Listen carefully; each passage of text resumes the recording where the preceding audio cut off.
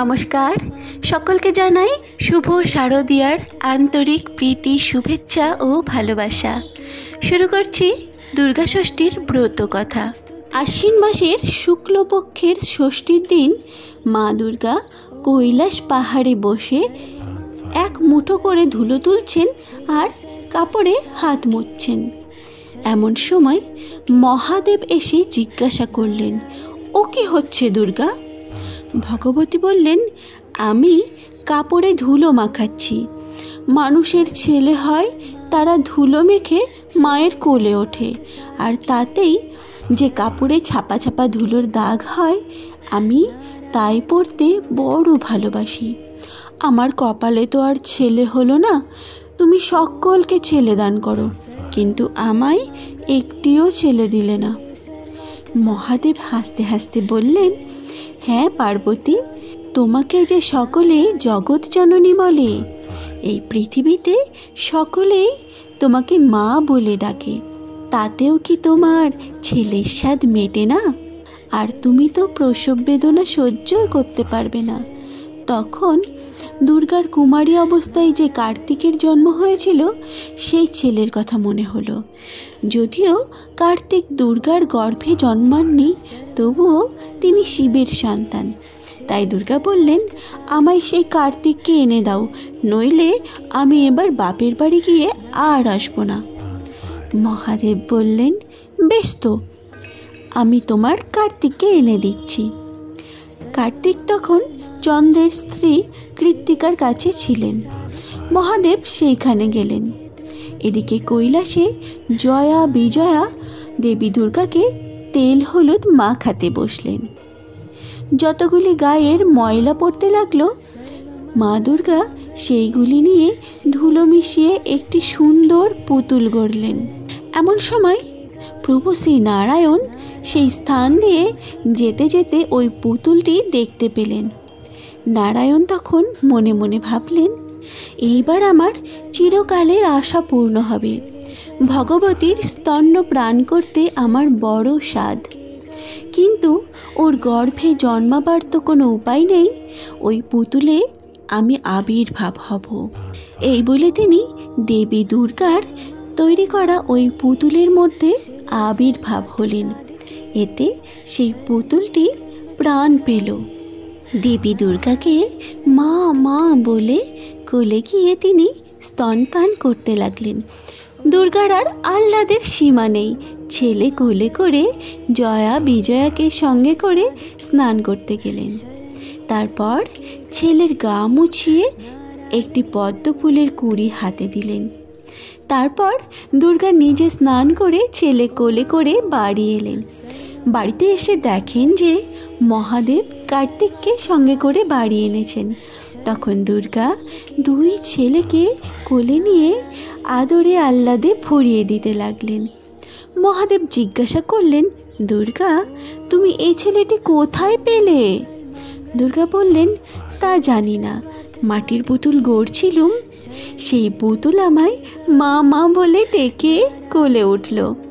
তখন মহাদেব আহ্লাদ করে সমস্ত দেবতাদের নিমন্ত্রণ করে আনলেন যে দুর্গার ছেলে হয়েছে।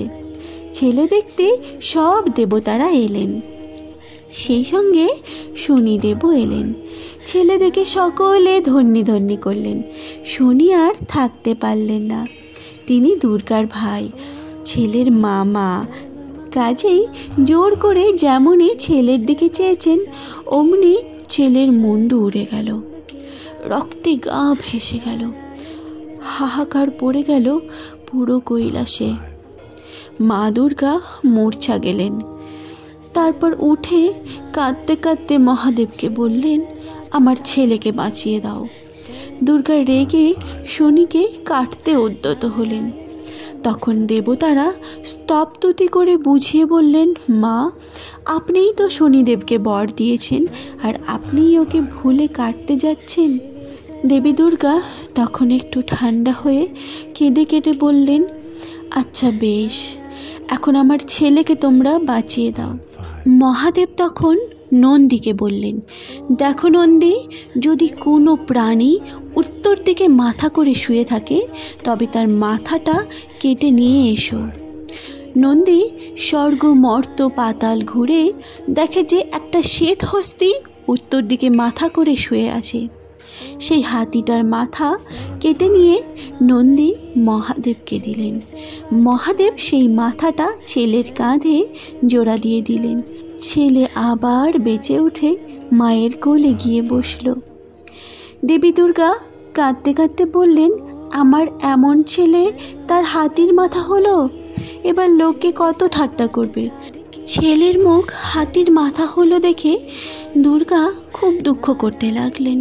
দুর্গার এইরকমভাবে দুঃখ করার জন্য দেবতারা তাকে বললেন, মা আপনি দুঃখ করবেন না, এই ছেলের নাম রাখা হোক গণপতি। এর পুজো সকলের আগে লোককে করতে হবে, তারপরে আমরা সকল দেবতারা পুজো নেব। সিদ্ধিদাতা গণেশের নাম করে যাত্রা করলে কারোর কোনো বিপদ ঘটবে না। এই বলে দেবতারা যে যার স্থানে চলে গেলেন। দেবী দুর্গাও কার্তিক ও গণেশকে নিয়ে মর্তে এলেন। তিনি হিমালয়ে গিরিরাজের ঘরে এসে ছেলেদের দেখিয়ে মা মেনকাকে সব ঘটনার কথা বললেন।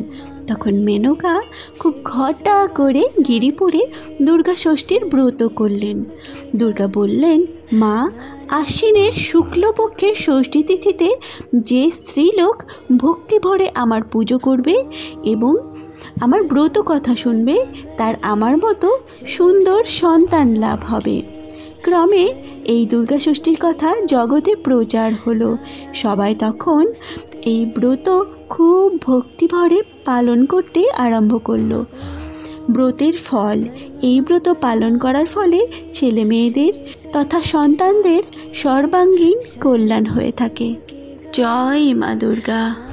দেবী দুর্গার কাছে আপনাদের সকলের জন্য সুস্থ এবং সুন্দর জীবনের কামনা করে আমার আজকের ভিডিওটি এখানেই শেষ করছি। আমার এই ব্রত পাঠ কেমন লাগলো কমেন্ট করে জানাতে ভুলবেন না। দুর্গাপুজো সকলের খুব ভালো কাটুক। আরও একবার সকলকে দুর্গাপুজোর শুভেচ্ছা জানিয়ে বিদায় নিচ্ছি। সকলেই খুব ভালো থাকবেন, সুস্থ থাকবেন। খুব শীঘ্রই ফিরে আসবো অন্য কোনো ভিডিও নিয়ে।